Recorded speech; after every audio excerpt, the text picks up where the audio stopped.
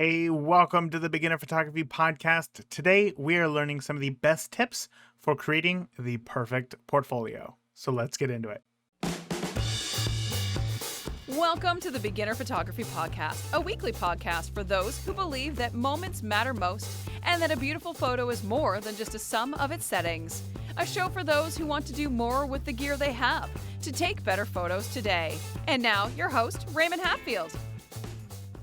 Well, hello, all of my photo friends.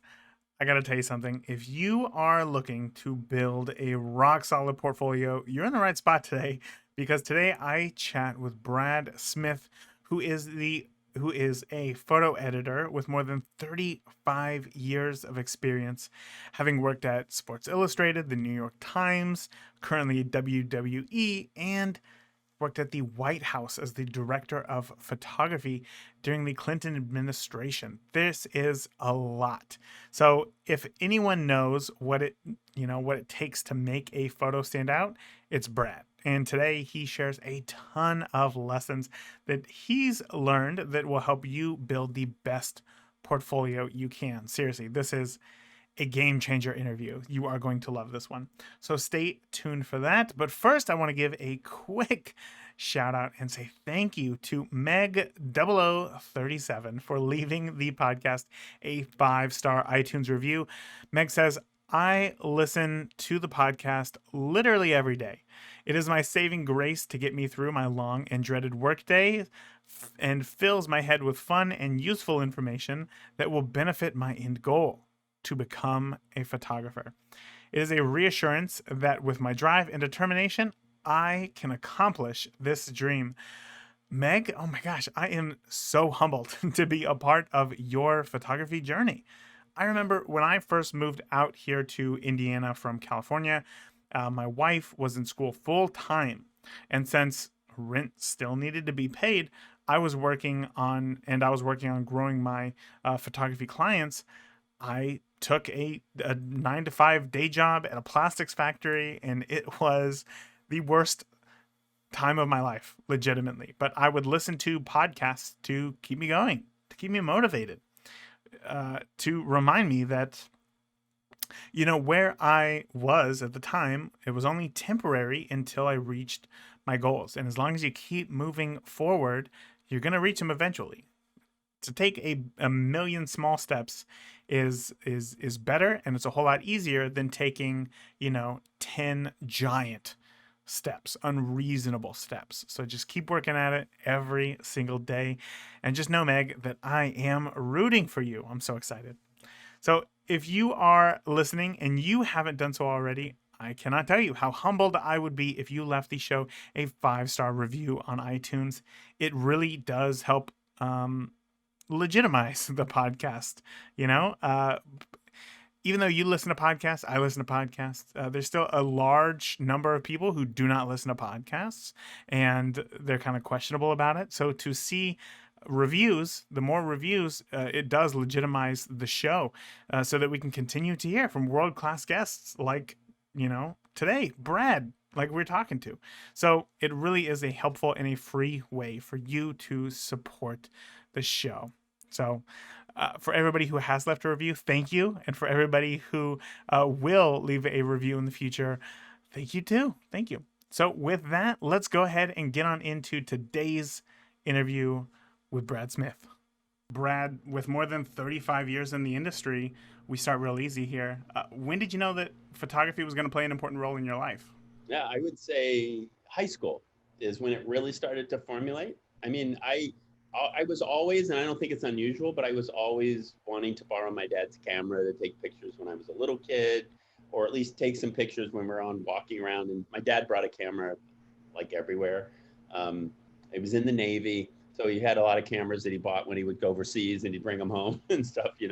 So they were fun to use. Rolls of film were different than digital, obviously. There was a finite amount of images you could kind of screw up and before they took the camera away from you. But I liked taking pictures from the beginning. And then when I got in high school, I started to kind of understand and like a little more other people's photos. That's when it really shifted for me, was high school, when I realized that, there's other types of photography, and it was all very rudimentary. I never took a class at all in high school, not one. But I would read about and found out about an Ansel Adams or, a Robert Frank or those types of things, and some news photos. I read Sports Illustrated since I was a little kid. So I got all the sports photos from those guys, from Walter Yost and the Neil Lifers and all those people, right? So I kind of understood that part of it, and it's really made me gravitate. At that point, the road shifted from wanting to take photos to wanting to look at other people's photos.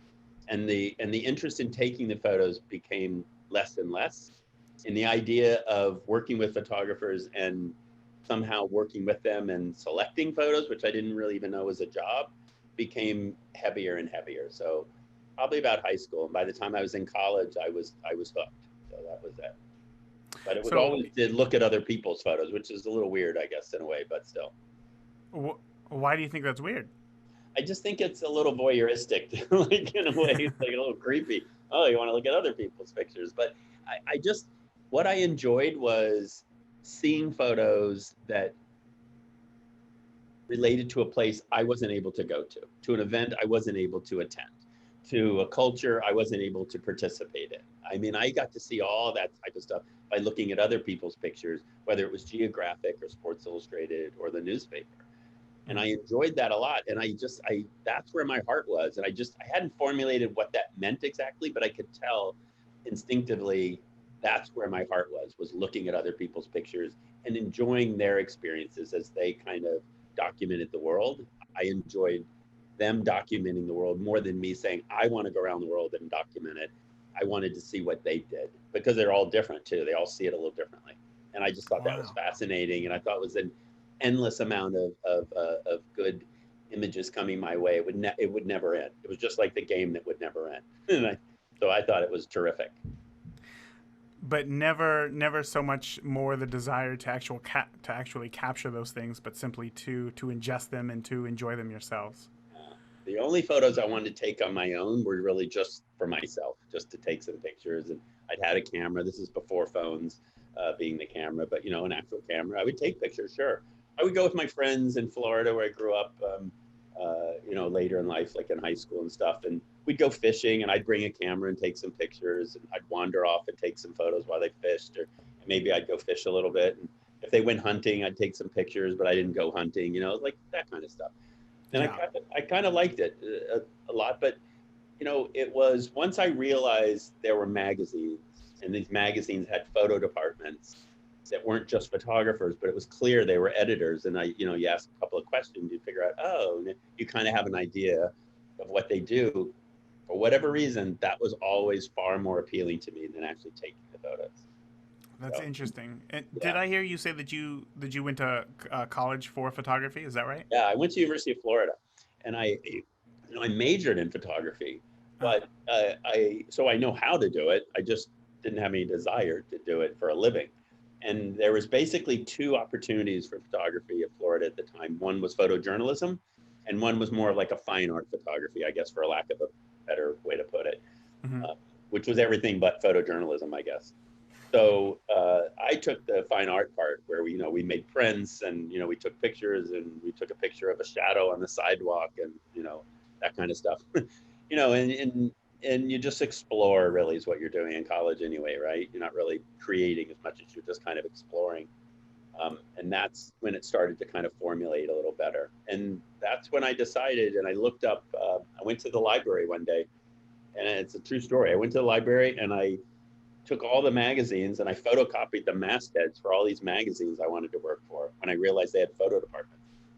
And I kept all those prints. I don't have them anymore, but I had them for years. And they were the mastheads of all these magazines. I thought, this would be great. National Geographic, Sports Illustrated, Time, Newsweek, et cetera, et cetera. And I thought this would be great to work for these places. I'm going to go to New York and work for them. I wanted to move to New York to work for all these magazines. That was my goal. So as soon as I got out of college, boom, I packed up my little car and had like a couple $100 in my pocket, and I moved to New York City. And I got to New York City, and within a month or so, because again, this is pre-Google, pre-internet, pre-Facebook, You can't just ask anything and get an answer in 6 seconds. But after like a month, I realized, hey, wait, National Geographic's in Washington, D.C. So I had to cross them off the list because they weren't even in the right city. But other than that, everybody was in New York. So, I started looking for jobs. And that's back when literally the newspaper had advertisements for jobs, in the newspaper, classifieds. And that's where I kind of started looking for work. And that's where it started. And my very first job I got was with a rock and roll magazine called Circus Magazine. And Circus Magazine is made for like 12-year-old boys. That's what it's for.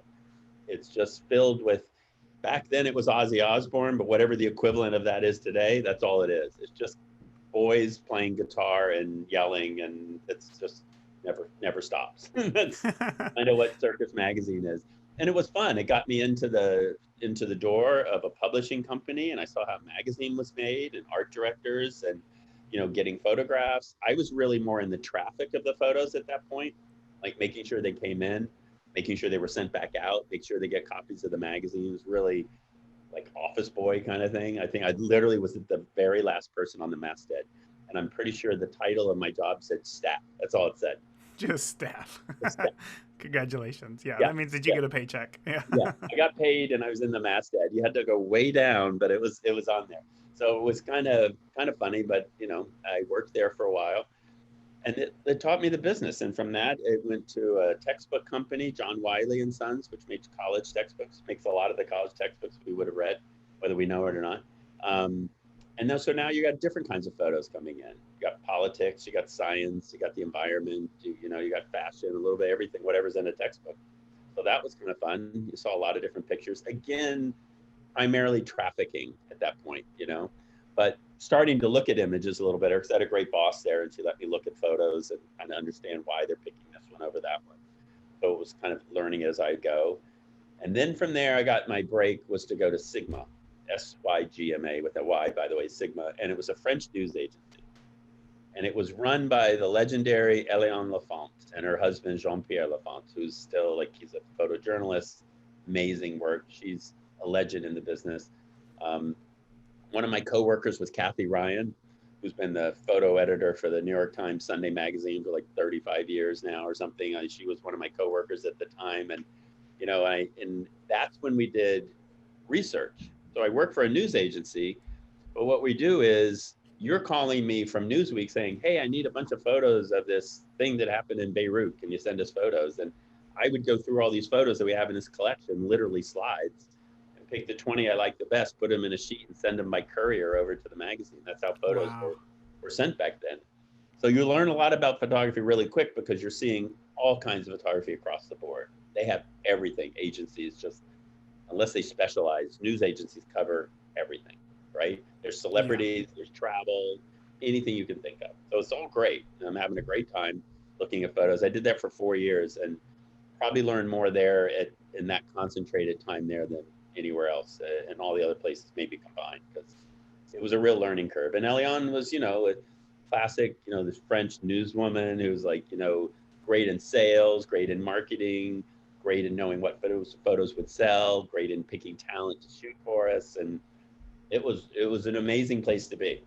So I did that for a while. So looking at your resume today, having worked with currently with WWE, with Sports Illustrated, and even the White House, that's pretty incredible to say that working at Sigma for those 4 years, you learned more about your career than anywhere else. And I think a lot of it has to do with your kids learn whatever 70% of what they're ever going to learn by the time they're blah blah blah years old, right? Yeah. And you're like, wait, what? But it's that concentrated beginning area, where I learned the value of the photos there. I learned what was a good photo there from Kathy Ryan and Eliane. And I learned, that it's not just news photos that have value. There's beauty in other kinds of photography and not just it's just hard news, because you get all caught up in politics and world events and you think that's the only photography that matters. But there's other things that go on that they'd have equal value to somebody. And, I learned the value of having good photographers in certain areas. So you didn't have to fly somebody in all the time, and having a diverse field. That I learned that there, that you can't just put everybody on a plane, you need to build a network. And I mean, I even understood that then, that you build this, because they were photos coming in from all over the world. Those people lived in those areas and they supplied images. If it was in India, this is the guy who shot it. We didn't fly somebody to India. This was our guy there. And that kind of sets the tone. And you're like, oh, so that's how you do it, you know? And to tell you the true fact, when I came to the WWE, their business model was basically, hey, if we're going to shoot something, we'll put somebody on a plane and we'll fly them around the world. And it's like, I got to tell you, there's a better way to do business. You know, why don't we develop somebody in London who's a really good shooter, and let's find somebody. Then we don't have to send two people from, you know, Connecticut to London every 6 months or something. We've already got somebody there. Then they can concentrate on this area. And so we've created more of a global network because of that. And that's something I learned like when I was at Sigma. So that's incredible. Like so many questions right now are going through my head about this. Obviously, that's a very long journey right there. Going back kind of to the beginning, obviously college for photography, then you moved to New York. At that time, had you already decided the photography side is not for me, but the photo editing side is, and that's what you went to photography, or that's what you went to New York for? 100%. 100%. Okay. When I moved to New York, I didn't even own a camera that I could have used on a real assignment anyway. Really? I mean, I had a camera. I had a Canon AE1, like an old, like, it had like tape around one of the lenses. It was like one of those, you know. So, I mean, I still have that body and that lens today. It sits on our bookshelf upstairs next to some of my wife's old cameras as well. It sits there as like, it's like a paperweight, I guess, at this point. But, you know, it's still up there and the tape is still on it. But I knew this is what I want to do. I want to look at other people's pictures. I want to figure out how to send them out to the universe for other people to see them. That's what I wanted. And Sigma did nothing but solidify what my instincts were telling me is what I wanted to do. So 100%. Never wanted to pick up a camera. No. I would think that AE1, I would probably look at that more as like a trophy at this point than a paperweight, but you know, we can call it whatever we want here. So I know that with a lot of the audience here, as you can imagine, with a show called the Beginner Photography Podcast, when they hear the word photo editor, they might think something entirely different, like Lightroom, Photoshop. So before we move forward, can you just give a brief job description of what a photo editor is? 100%. So what we have to distinguish is this new kind of trend of calling photo editing, because if you Google photo editing, that's what you get. People that do retouching. That's it. I don't even know how that started or where it started, but it's kind of taken over, kind of like an algae in a lake. It's just kind of, it's kind of taken over, and I have to try to figure out how to get rid of it. But that's not photo editing at all. It's something else, and certainly is legitimate, but that's not photo editing. Photo editing is, I secure images from some source. Either I hire you to shoot something for me, or you've already shot it and you send it in or whatever, but somehow I secure images. I bring them into my domain. And I look at the pictures, and as simple as math as there is, I decide these are the ones we're going to keep. These are the ones I'm sending back to you, right? Then I go through the process of doing some very basic captioning to make sure that the information about the photos is sustainable, not only for me, but for somebody tomorrow and when I don't work here next year, right? I just want to write the who, what, where, when, why, basic AP caption information. I want to put that on there to archive it so that people can find it. Then the next part is to find a place for it in the universe. Where is it going to live? Now, if I'm asking you for photos, I probably work for a place that asked me to ask you for photos. So let's say I work for a newspaper or a magazine. I'm now then taking those photos that you sent me, narrowing them down even more, working with the art director and the editor and so forth of that page or that magazine or that paper. And we figure out how it's all going to work, because every publication, not counting the web, it's all about math. I have X number of words that have to go on this page. And once I know this is how many words, I have this much more room for other things, whether it's an ad or the headline or a photograph or a graphic or a map or whatever. It's all math. That's how it works. And you have to figure out, where's my place in this? I'm part of this puzzle. I'm not the end all be all. I am simply a part of a puzzle. The words are part of it. The headline's a part of it. The map that they're using to show that it's in Michigan is part of it. And this big photograph is part of it. So I have to figure out how all that works. But the photo editor is the liaison between the photographer. Once they've taken their photos and given them to me, their job is done. That's it. Now they're just waiting to get paid and go do another job. That's it. They're not involved in all this other part of the process 99 out of 100 times. Mm-hmm. They give me the photos. I'm the liaison to make sure that they get used, they get seen, and they have some respect and value that everybody's able to enjoy them. That's what a photo editor does. And you will like hand pick photographers, say, for like a certain assignment coming up. Does that sound right? Yeah, absolutely. And what you try to do, um, it's not much different than a taxi dispatcher. You're calling, trying to say who's available over here to some degree, but you're really realizing this is a good fit here. This is a better fit here. And the really good photo editors, what they understand is that, no offense to the photographers in the world, but they're not all created equal. They don't all have the same skill sets.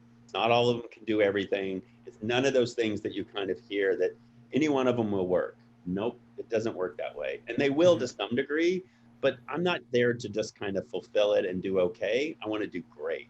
And I want them to do great. I want to put them in a position to succeed. So if I know there's somebody who's really good at and has experience in getting in a plane and shooting aerials, that's the person I'm shooting to shoot aerials, right? And if I know there's somebody who has an understanding and has experience shooting conflict, well, that's who I'm sending in to shoot conflict, et cetera. So you take all that into account and all these things, and you take these pieces and you put them where they best fit. It's kind of a puzzle in a way, but you just want to make sure they're in a position to do the best available job. And I think that the really good photo editors, and I like to think that that's one of my best skill sets, is understanding who's best for each job. I want you to go do this because I think you would be good behind the scenes, kind of, chatting to people and getting intimate, quiet moments. And I think you're better over here because you can see this big stadium and shoot a broad photo. They're two different skill sets. And I think understanding where those come from, that's how you produce the photos. I always say, how you get great photographs? You hire great photographers. It's that simple, but you have to know which one is great in the job that you're giving them, right? There's all Yeah. great. There's a greatness in all of them somewhere, but your greatness may lie in shooting full still life of food, so that's not fair to then send you to the Super Bowl, right? I mean, that's how it works. So you want to just make sure that people are where they're really good at what they do and they provide something back to you.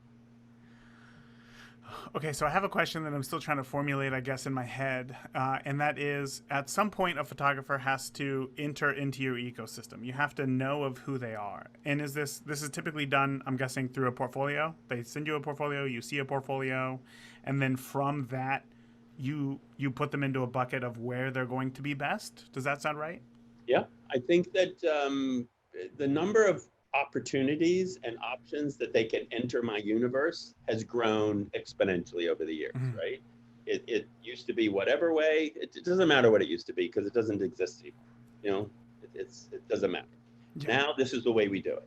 And the way we do it is I could find you on Instagram. I could find you by word of mouth. I could find you because you won some award. I could find you because my wife mentioned your name one day. I mean, it could be like from anywhere. I don't care where they come from. I just want to know that this is where they are.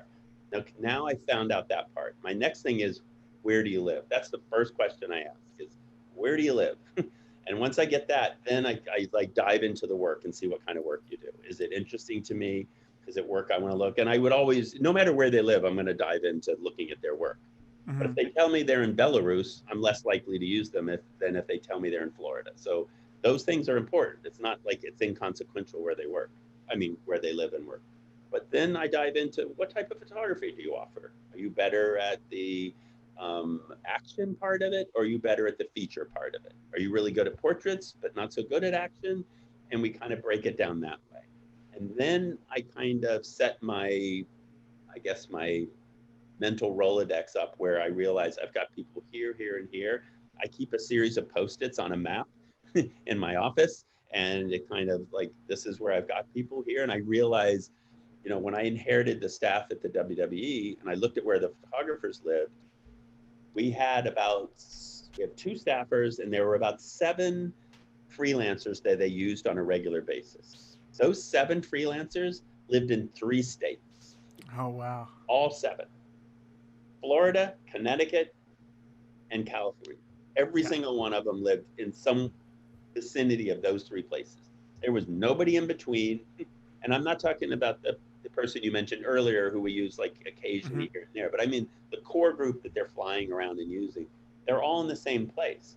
And that was because it never occurred to them not to put them on a plane, so it didn't really matter where they live, right? Yeah. When we changed the philosophy of I want more regional representation, then we had to really start considering I have nobody in the Midwest. Who am I going to use in the Midwest? I have nobody in Mexico, and we go there. I have nobody in London, and we go there all the time. Now we're in London all the time. I have a guy shooting for me in London that shoots constantly for me, COVID aside. He shoots constantly for me because there's no way in the world I'm going to put somebody in a plane constantly and send them over to London. That just doesn't make business sense. Yeah, So I sure. try to once I get a hold of where they are, if I like their work, if I'm drawn to their work, if I feel compelled to somehow some attraction to their work, we're off and running. Right now, it's just a matter of we have a phone conversation. Do I like you? Do I want to work with you? Am I getting along with you? If you don't fall into those categories, like any other relationship, it kind of dies pretty quickly. Because at the end of the day, people want to work with people they want to work with. And it just they either rub you the right way or they do things the way you're kind of comfortable with, or they don't. It's not nothing personal. Just Of course. move on if it doesn't. But yeah, there's a group all over, and I can find out where they are from and who they are from a million ways. And one of the things I do pretty frequently is I love to involve myself in as many portfolio reviews as people ask me to do, because I always meet somebody that well, maybe I met 8 people and 7 of them really aren't for me. We're just talking about photography, but they're not so much for me. And one of them is, and maybe one of them is better for, hey, this is really going to be a good connection with somebody I know at the New Yorker or whatever. Because that's also what photo editors do. We kind of incestuously kind of gather names and throw them around to other people, because that's the way you also learn is from other photo editors. Who do you like in Michigan? I don't have anybody in Detroit, blah, blah, blah. And then they give you some names, and now suddenly you've got somebody in Detroit, right? So that's being part of that photo community that's where it really comes in handy. I could see how obviously all that linking together is going to make your life a whole lot easier when looking for a photographer. Yeah. But let's talk about the portfolio aspect of it, because I know, again, a lot of new photographers have questions about portfolios. I did when I first started, as a wedding photographer, do I even need a portfolio? How does this work? So for you, what is it that is going to make in that example that you gave, you may talk to 8 photographers, look at 8 different portfolios, 7, not so much, but one of them is going to stand out. What is it in that 8th portfolio that you look at that makes it stand out above the rest? Yeah. So I would say that if I'm looking at a number of books, and again, photography is as diverse as it could be, So I do get asked to look at portfolios, and they're not all sports photographers. They're not all action-oriented event photographers, whatever you want to call the WWE. So some of them are just wanting to get feedback, and that's a different conversation. That's just a general philosophical photo conversation, right? But the ones that are kind of falling into my category of, I can see working with this person for this reason or that reason. I think that what separates them is their work is, it's of a quality that I could use. Number one, I start with that. I have a benchmark of it. It's got to be a certain quality. You have to understand that I'm a primarily promotional, marketing, editorial driven photo person, right? For my company. Almost all the photos we use are used internally to promote the WWE again, right? I use the photos that we take, almost the majority of 90% of them are used just to promote it all over again. It's the same person who shoots for the circus. All those photos are just used to promote the circus. They're used to promote the program, and they're used to sell it because they're coming to Atlanta next week. That's what the photos are for. And our company is very similar to that. So with that being the case, what I want is somebody who kind of lives within the guidelines, I guess, so to speak, or certainly the style of what we do, right? Which is not sketchy black and white, and it's not anything that's like some kind of quirky kind of processing thing, and it's not this shoot from the hip guerrilla journalism thing where it's all out of focus and really kind of street. That's not what we do. I appreciate that stuff, but that's not what we do. I need somebody that can come in and document what we do on the parameters that we do. So the quality is there, and yet your work somehow is distinguished by being a little different than other people. right? That's the hardest thing, I think, for photographers to really get a hold of, because they are fed so many visuals from so many people that they rightfully so are trying so hard to kind of emulate, style themselves after, and so forth. And it all sounds good until you find your own style. And hopefully it's sooner than later that you find, this is my direction, right? And to say what it is impossible. It's like love. You just know it when it hits you, you know? You couldn't define it if you wanted to, but you can try. Everybody's been trying forever, but the reality is, you know it when you feel it, right? And that's the same thing with the photographers. You just kind of know, this is just a little bit different. I like this work. It's just something a little bit unique about it, right? They have a timing issue, or they just see things, or it could be a composure issue, how they compose things and how they just view the event and so forth pretty seamlessly. They always get my Raw or SmackDown or WWE branding as part of the image. They understand the business part of it. That's the person I'm kind of gravitating towards. And that's even before I figure out whether it's a person I want to work with, Mm-hmm. And then we get to that part. And what I don't want is disruption. I have a team. I want to keep a team. I've got multiple. Rarely do I ever send one photographer to shoot a lot of stuff. That's the small percentage. Mostly it's within a team. So I need people that can work within a team, enjoy working with the team, helping each other, all that part. I don't need some lone wolf who wants to work by themselves. Because if that's the case, then you should go to Alaska, and shoot and literally shoot wolves or something by Yeah. yourself. This is like a team, a group effort, and I want all my parts to kind of be working together. So I'm just looking for somebody who falls within the parameters of our style to some degree, but yet just a little bit different from the other people I could have hired, So Yeah.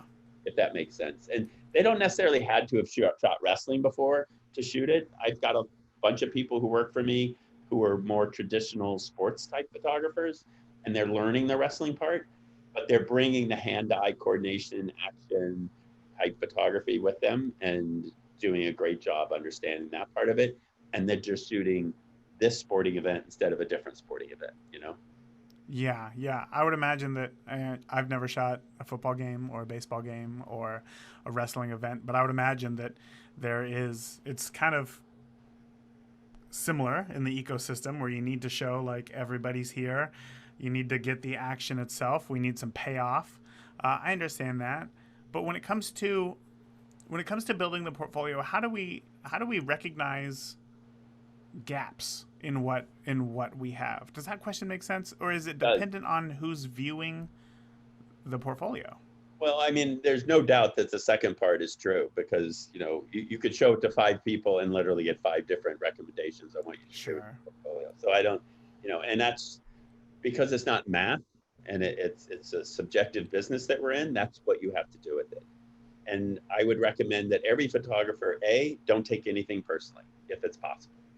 B, after they've insulted you or told you this isn't any good or that's any good, just take a breath and go sit by yourself somewhere and think, what can I honestly use from this conversation, right? What will help me? If 4 people told you some photo doesn't work, then it doesn't work.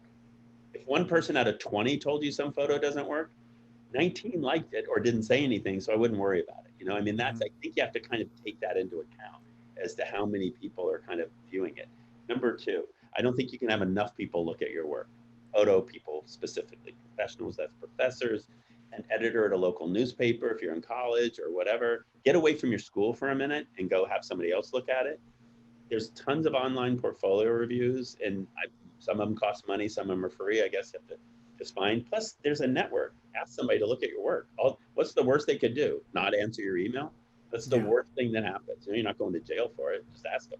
They can say, your portfolio is your website at this point. I don't see many portfolios anymore that isn't basically going over somebody's website. I mean, that's what you have to kind of remember, is that the majority of things, especially now, is your basic website. Now, as you get in different levels of photography, that changes. My wife does fine art photography. She has an actual portfolio, right? And they're like big prints, and they, it's a different process. The whole thing is different.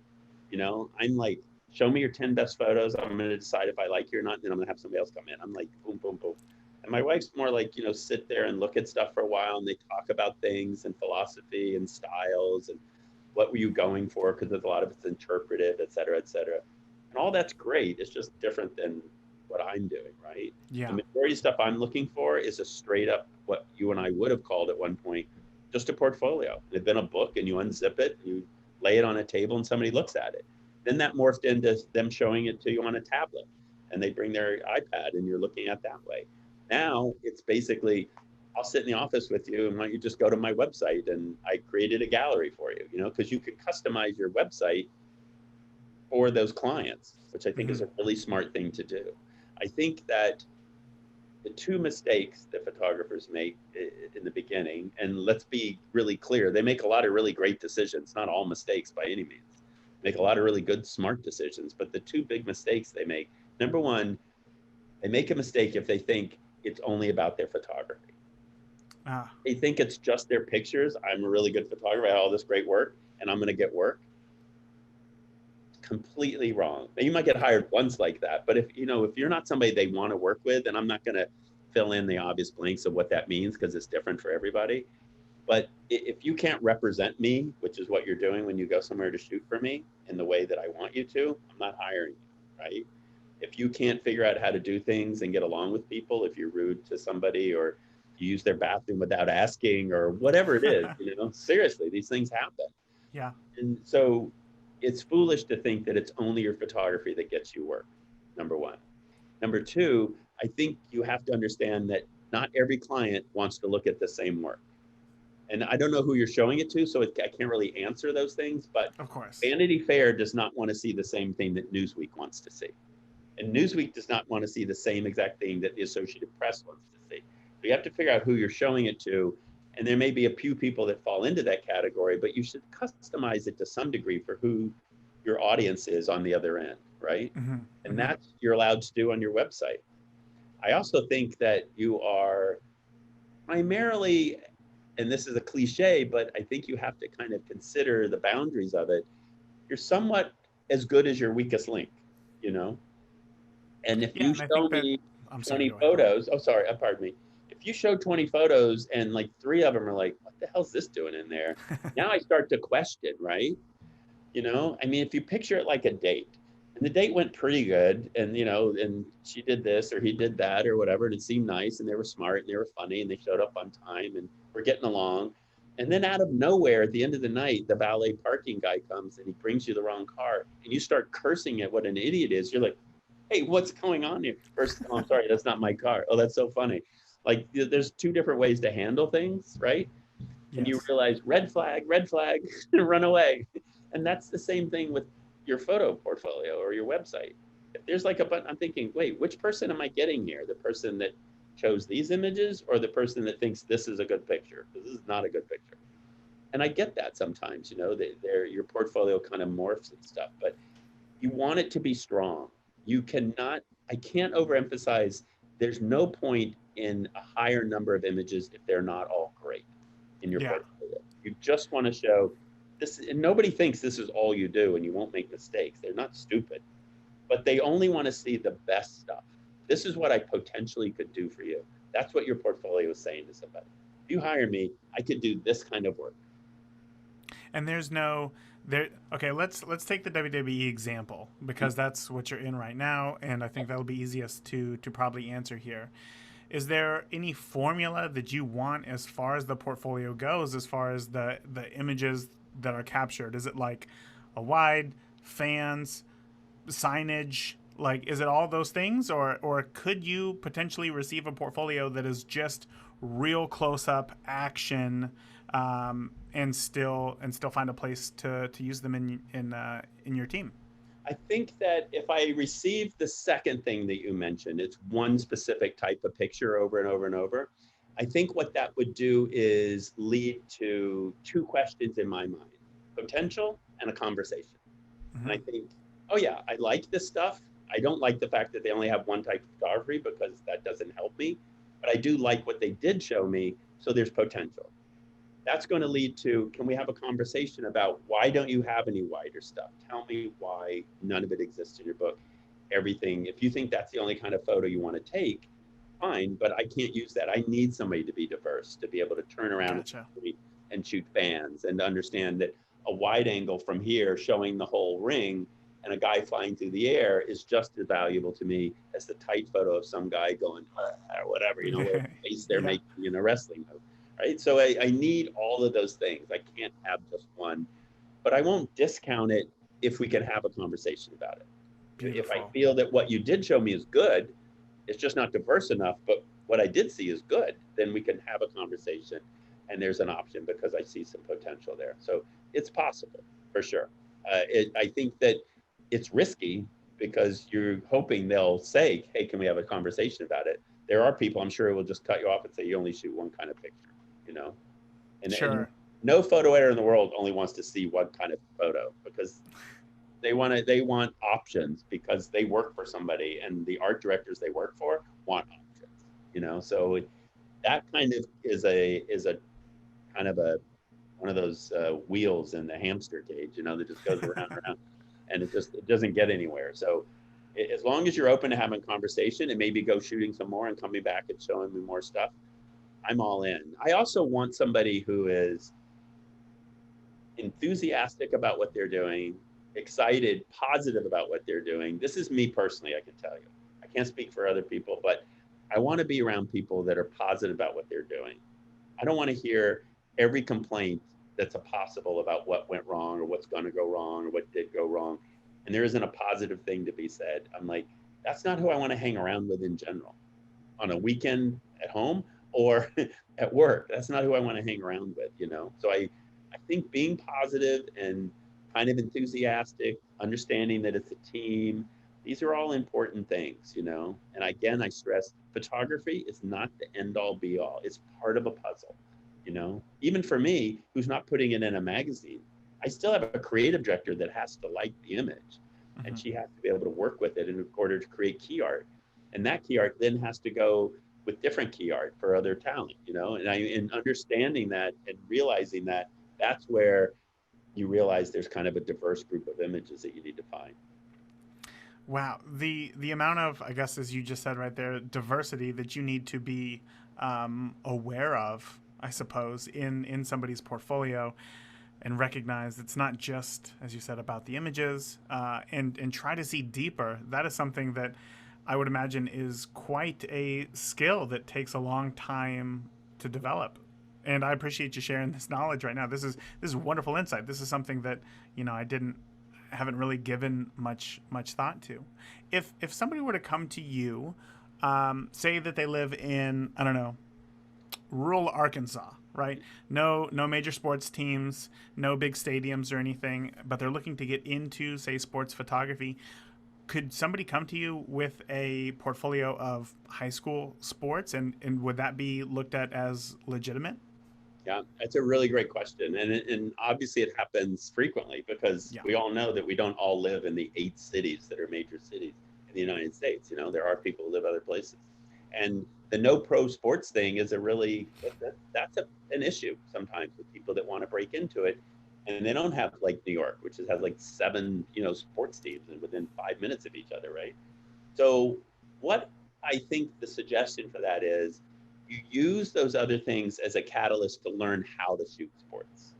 And you build your work and your confidence and your understanding of how sports works, what is a great sports image, because it happens in a high school game and it happens in a pro football game. They're on different levels. I'm not stupid. I realize that. They're also happening more frequently at an NFL game than they do at a high school game, right? But it does happen. So I would suggest that you follow kind of the mantra of Rod Marr, if you know him. He's a Nikon ambassador and he's a team photographer for the Seattle Seahawks. And Rod Marr says, and I'll get the quote wrong to some degree, but basically the essence is be great where you are. So if you're shooting high school sports, then be great at shooting high school sports. And if you're shooting Little League, be great at shooting Little League. Don't always be thinking, oh, if only I was at a Yankees game, I'd have better pictures. Be great where you are, right? And then when you get to those points and you're allowed to go to that Yankees game or a Cubs game or a Dodgers game or whatever, then you're prepared and you're ready, right? So I think that anyone who lives in an Arkansas type situation, like you said, or many of the other states that fall into that category or areas that fall into that category is practice what you can do, the locations where you are. And most photo editors, yes, it's kind of, I won't say it means nothing because it is a shiny little squirrel object when you see pro football versus the high school game. Sure. It's like, oh, you went to the Colts game. That's, suddenly you think of them a little differently. You don't even know how they got there, but they Yeah. did. And you do kind of do. It's just human nature, right? But the reality is a great sports photo is a great sports photo. If I saw somebody's work that's shooting Division III football only because that's where they live, and they shoot great actions, like, wow, this stuff is great. If you could shoot this, you could shoot Ohio State. If you can shoot Ohio State, then you can shoot the Browns. It's like it's not a massive leap. It's just a normal step, right? It's no different. It's just an ordinary normal step from progression from one level to another. It's not like you're going to another planet. It's still playing football. So I think that, if you can just factor in, I need to be really good today here and not have my enthusiasm and my effort diminished because it's not at an NFL or NBA level or something. If you can be great there, it'll shine through and eventually you'll get the opportunity. Now, I will tell you that the lower you go, the more opportunity there is because there's tons of little league games and there's tons of high school games and there's tons of small college games and so forth available to you. You can even talk to the people who work at those places and ask, can I come shoot some photos? And I'll give you pictures in exchange for access or whatever it is you need to kind of do to strengthen yourself, right? And if you have access to a small college, like I said, Division III or something, the lowest level, and say, I'll give you photographs or something, or sell you some photographs or something in exchange for a credential, they're going to say, sure. Nobody's clamoring to go to a Division III football game, right? Yeah. They're not saying, oh, I'm sorry, we have no credentials left. That's never been said at a Division III football game ever. So, so there is opportunity there, and you just hone your skills, and it's like, it's no different than the athletes. You know what I mean? Sure. I Yeah. mean, Yeah. you're on the same path as the athletes. They didn't start out playing for the Yankees. They played little league, and then they played high school ball, and then they played for a minor league team. That's all you're doing. It's no different. And I will tell you, my secret is the best sports photographers are just as competitive as the athletes they cover. They don't have to be obnoxious about it, but I guarantee you the best sports shooters, uber competitive, every one of them. Yeah. I'm standing next to two guys, I'm going to get the better shot. She's not going to be better than I am today. I'm going to get the better frame of that same exact play with the same lens standing 6 feet from, so-and-so, and I'm going to get the better picture. And the good ones, all are like, whether they're quiet or obnoxious, doesn't matter. They're all like that. I've worked with them too long to not know. Every single one of them is like that. Yeah. And the only ones that aren't like that are the ones that drop in from some other subject at a newspaper and they were told to go shoot a football game, but they really normally shoot Broadway or something. And then they just kind of show up and shoot, and that's fine. But the ones who shoot sports, yeah, just as competitive. That's funny. I've chatted with a few sports photographers here on the podcast. One, my favorite being John Suhu, who is the Dodgers. Yeah, photographer for the John, Dodgers. Known John forever. Oh my gosh. And that is the exact that's exactly what I got out of him, is that it's not as easy as just taking a picture, and you have to plan these things, and you have to think ahead, and you have to prepare yourself and put yourself in the right spot. And immediately I just was like, I'm not prepared for, something like this. I would much rather just go and enjoy the game. And John's about as nice guy as there is on the planet, right? Oh my gosh. Yes. Easygoing, he's nice, he's a lovely man. He's just a good human being, right? Yeah. You don't think you're gonna get into some arm wrestling thing and he's gonna, do anything to win or something kind of guy. He's just a guy. And he's nice. And he's a wonderful person. And when he's shooting, he knows exactly what's going on. That's the competitive part. It's not just, I'm going to get a better picture. Like I said, I didn't do it justice. It's like what he said. It's being prepared. That's competitive. It's knowing this guy has a bad arm. He's not even playing today. They're using this other guy and he's left-handed. I'm going to be watching for him. And this guy right here has a chance to set a record today. I'm going to be paying attention to that. And that's the competitive part, being prepared. That's part of what competitive is, I do my job at work knowing full well someday I will not do that job at work, right? Mm-hmm. Someday either I leave or they're going to ask me to leave. because that's how jobs are. All jobs are like that. One of those two things happen for every job you'll ever have in your life. I choose to leave. You ask me to leave. That's it. You Mhm. know, I mean, that happens. And I know that. And so knowing that like fuels me to like be competitive and think ahead of time and figure out planning ahead and big pictures and what can I do to improve and not keep it the same forever, right? And I want to be prepared and I want to understand how it works, right? And I think that John's the same way. And in John's case, it's hiring other photographers to help him cover the Dodgers in the playoff game, right? He doesn't do it by himself. And that is a level of competitiveness for sure. Yeah, it was. Again, it became very clear right in that moment. I was like, I'm not cut out for sports. Like this is not for me. That was great. I know that we are technically we're at the end of our time here, but do you have a brief moment to talk about your work in the White House? I would love to talk about this. Oh yeah, absolutely. It was like I'll tell you a quick story. I'm sitting on the top of a hotel, rooftop hotel, had a pool in Naples, Italy. And I was there for an economic summit, I think in 1993, maybe 94, for the Clinton administration. And I'm like laying by this pool, swimming in the salt water, and this military liaison guy for the White House is sitting next to me. And he looks over and he says, there are worse ways to serve your country. And I said, and I'm like, yeah, that's how I feel about the White House. Like, this is pretty awesome for a few years. Yeah, it's great. So I was working at Sports Illustrated, and we had a newsletter that came out, and they had offered some opportunities to volunteer, which they always do for various things in New York. New York's a big place. There's a lot of things to volunteer for. And this one came up, and they were looking for drivers for the Democratic National Committee, or Convention rather. It was sponsored by the Democratic National Committee, Madison Square Garden, 1992. So I said, oh, I know how to drive. I have a license. So I'm not like a lot of New Yorkers. I actually have a license. I could do that. So I volunteered. I got the job. And I was like, okay. And for a couple of times, I like drove people to the convention, and then they called me in and asked me to do like this special drive and everything. And I was all excited. And I picked up Robert Redford. Wow.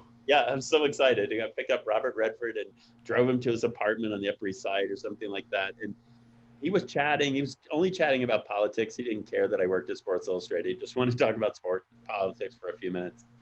And we started talking, and it kind of occurred to me like during this driving thing for a couple of days, because the convention lasts, like for a week. And I was like, oh, there's like, you kind of forget until you see it, but it makes sense that, oh, when that administration leaves, the new one comes in. But let's not forget, somebody has to leave. And when they leave, somebody has to fill that job. And then all the math started kind of formulating in my head. And I was like, oh. And I said, the photo editor, because I found out that you either work for the president of the United States or you work for the White House, the institution itself. Huh. They're two different jobs. Yeah.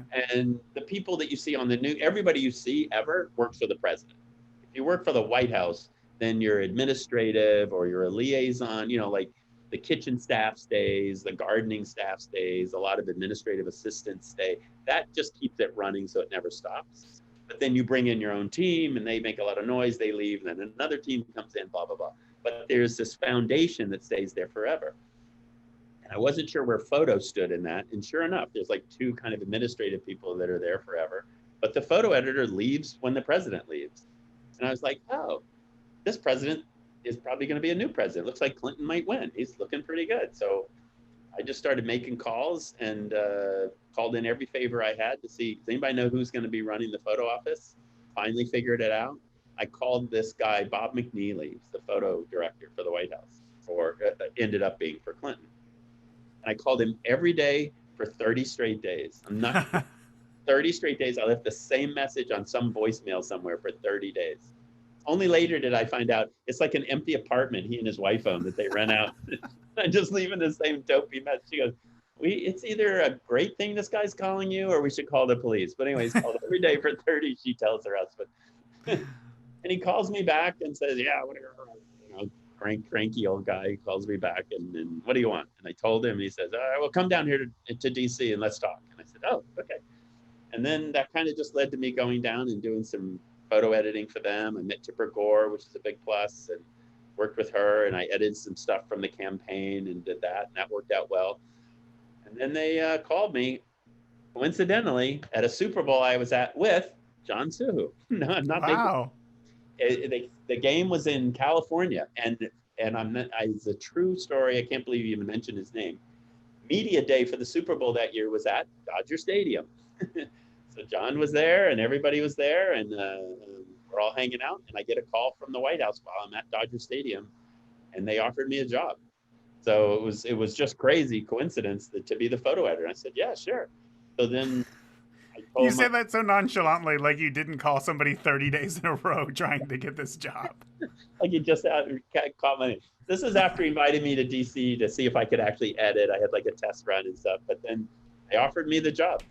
And I said, yeah, that'd be awesome. So I take the job, and I quit New York and moved to DC.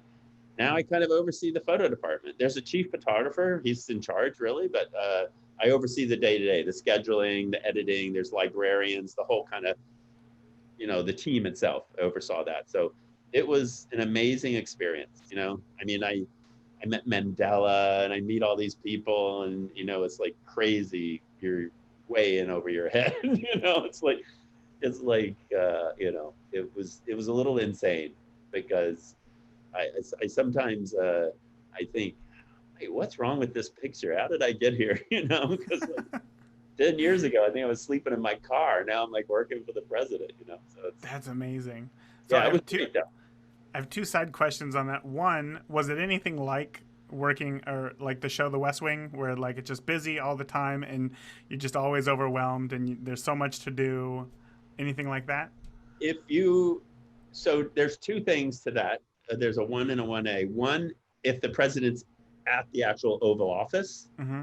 versus he's on a trip somewhere or he's over in the residence or whatever. If he's in the Oval Office, yes, it's buzzing and humming like a beehive. And then 1A is, it probably also depends on who the president is. It's like how that kind of, I'm sure it changes from administration to administration. I only know the Clinton one. And yeah, it was definitely buzzing. People are moving. And a lot of it had to do with, like, he's a new president. He's youngish for a president actually at the time.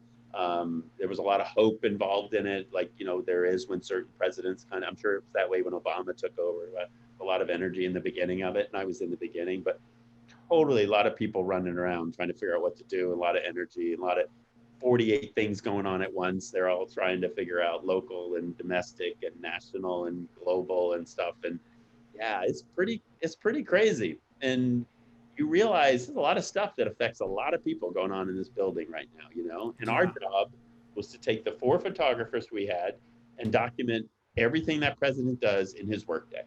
And by association, his spouse, in this case, the first lady, and if he wants to, any family members. Chelsea was off limits, so we didn't really shoot her because she was like a teenager then, like 11, 12, 13, 14 years old. So we didn't really photograph her, but between the first lady and the president, we documented everything. And in doing so, it's a lot of work, and it's a lot of heavy kind of, I guess, responsibility, because it's really, you're shooting this for the country.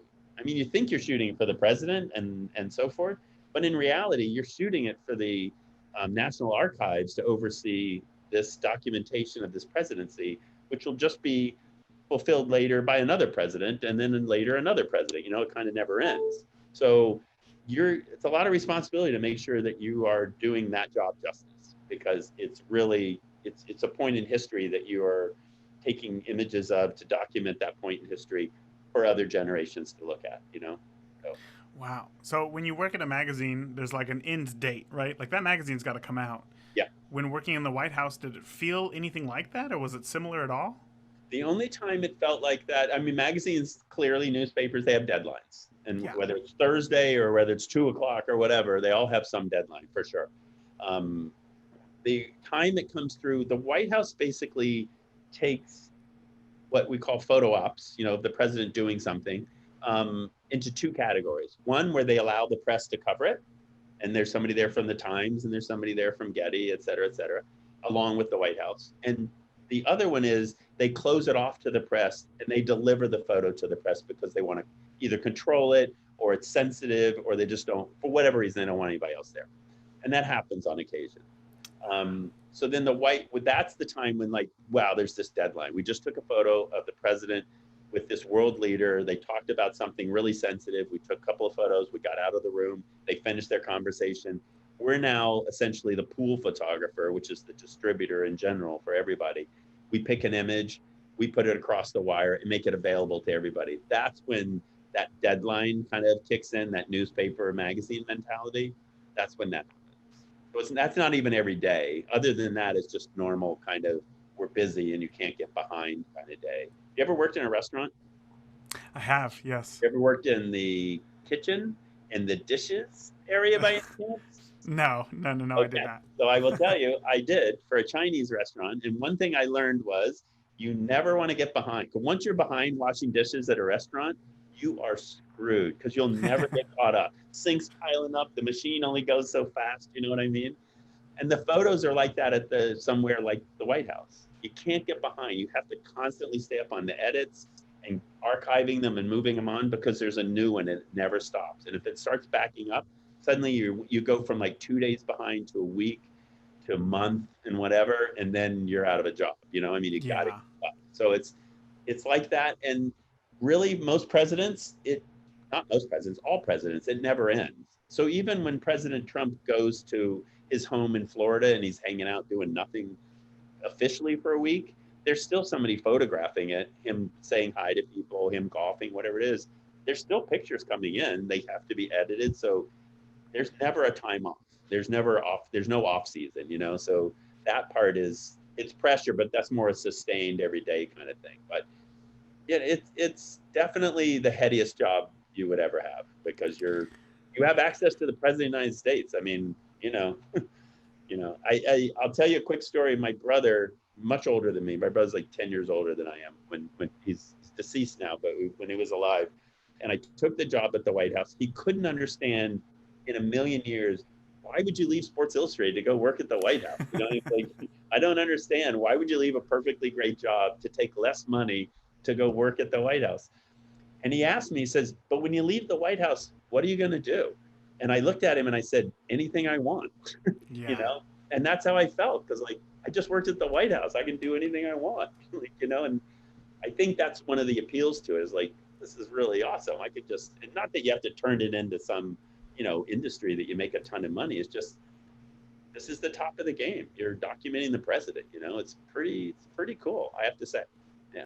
Well, it's like you were saying earlier. It's like if you see somebody just shooting like high school sports and then they go photograph like a Colts game, they're on a different level, and it's just a human thing. If you are working at the White House, that's something to be said. Like there's a bit of prestige. There's a lot of prestige there. It's kind of downhill after that, to be honest with you. I mean, unless the Pope gave me a call, I don't know who the world leader is that is the. But, I don't speak Latin, so it probably wouldn't work anyway. But it was great. I was lucky, very fortunate to be asked to go back to Sports Illustrated in different capacity when I left the White House. So I was able to kind of,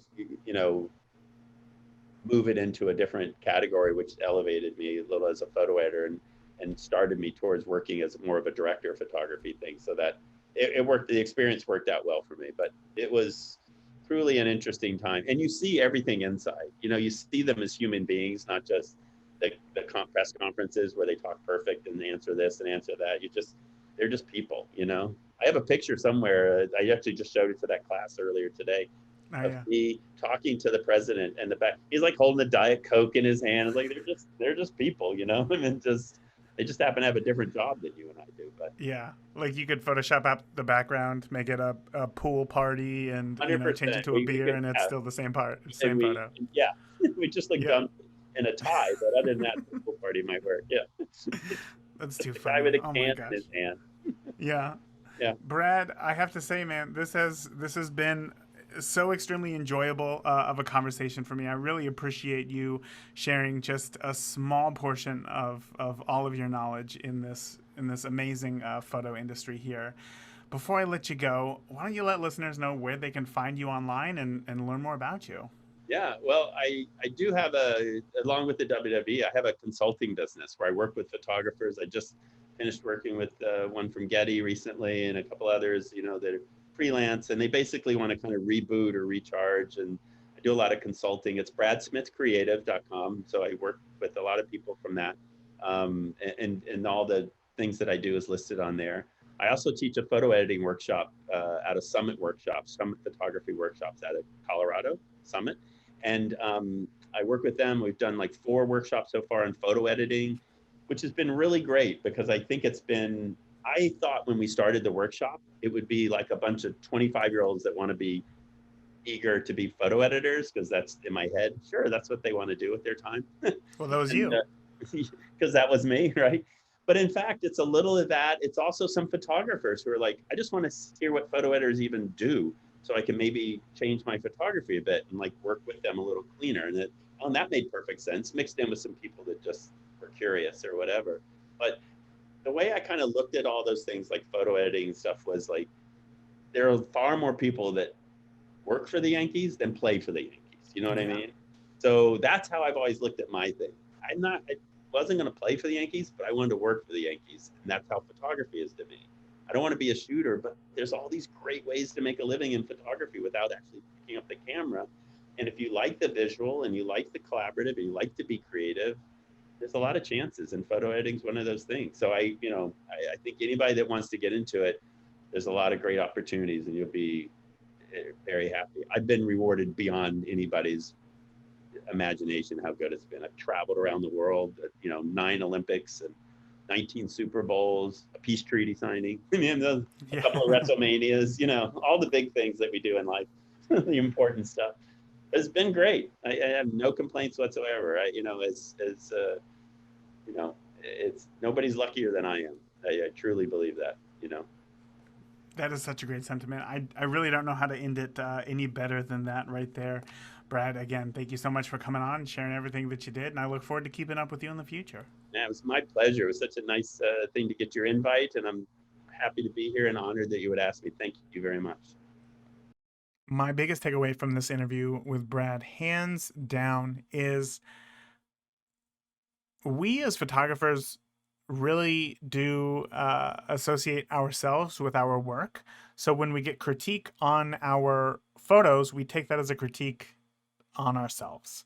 And that can be tough. And that can mean that we don't want to show our work to others. And we're kind of trapped in this place of, we create work and we want to get better, but we also don't want to show our photos to anybody else, which will actually help us to get better. So, obviously trying not to take any critiques for your photography very personal, but also, and more importantly, the importance of getting your photo seen by as many people as possible, because that's the only way that you are going to get feedback on your work. You can look at it and you can love it, but I don't think that art survives in a vacuum. Maybe it does. I don't know. No, everything can be considered art. Every single thing. So if you are not creating art that resonates with others, but only yourself, maybe, like, what are you doing it for? If you want to make a name for yourself, if you want to work in the industry, there has to be some give and take. You have to be able to create something that somebody who's willing to pay you actually wants. And to do that, you need to be able to take feedback and criticism. And that's one thing that I try to promote within the Beginner Photography Podcast Facebook community, is that, like, I want you to come in and ask for a criticism on your photos, and know that, maybe your photos aren't the best, but there will be something in every photo that, you can take the good away from it and create better photos for next time. So I would love to hear your biggest takeaway from this interview with Brad, and just let him know, hey, thank you for coming on and doing this episode. You can do so by heading over to the Beginner Photography Podcast community on Facebook by just searching Facebook for Beginner Photography Podcast, and you'll find it there. So that is it for this week. Again, I look forward to hearing your biggest takeaway. That's going to be a good one. So that's it for this week. Until next week, I want you to get out. I want you to shoot. I want you to make do. You haven't heard me say that one in a while. I want you to make more. I want you to do more. I want you to make do with what you got. And I want you to stay safe. All right. Talk to you soon. Thank you for listening to the Beginner Photography Podcast. If you enjoy the show, consider leaving a review in iTunes. Keep shooting, and we'll see you next week. I think that, the one thing, I probably didn't say this really enough, but I mean, and not necessarily to go back and add it, but I think that you can get so much out of being a part of, if you're sincere and people realize you're sincere, of the photo community, you know, Hmm. really good about helping each other and finding opportunities and working together. And if you just use it for your own self gain, you'll get exactly what you deserve out of that. You know what I mean? But Of if course. you really sincerely want to be part of the community, it's a great community to be a part of. And I love it. And I've been positive about it from the beginning. I'm definitely not a look back guy. Oh, back in the day, blah, blah, blah. And that's just not me in general. So, but, I think there's so much to be offered in the community, because here I am, like, I'm on a podcast with somebody who primarily shoots wedding photography. I mean, why would we, and I do pro wrestling. Tell me on this planet where we should be talking to each other at all. There's no reason for it. Really, serious. You put it down on paper, nope, not a match. you know? But here we are having a good conversation. I mean, that's kind of, to me, the fact that we're even doing this right now is kind of indicative of what the whole community is. That's the cool part Yeah. of it. So, I've yeah, always tried to take the approach of like everybody knows something that I don't. And if I yeah, can learn that from them, then I think the whole world can only get better if we record those conversations and share it with everybody else, you know? I agree. Years ago, I went to visit one of my photographers, sports guys, true nothing but sports guy out in LA. And he had on his coffee table at his house a David LaChapelle photo book. Hmm. You know David LaChapelle?